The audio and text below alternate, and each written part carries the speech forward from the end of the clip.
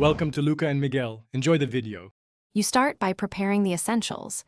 Identify whether your controller uses USB, Bluetooth, or a proprietary dongle, and update Windows so drivers install smoothly.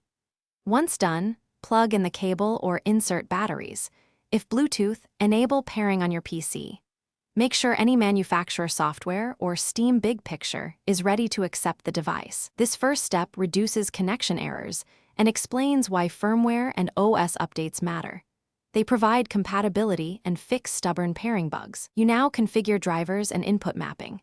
Install X-input or direct input drivers when a controller isn't recognized because they translate controller signals into game-friendly input.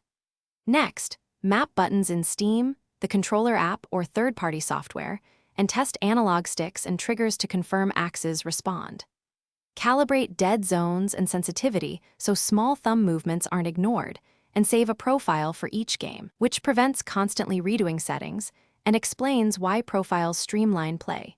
You finish by running a full game test and adjusting in-game controller settings to confirm button mapping and vibration behave as expected.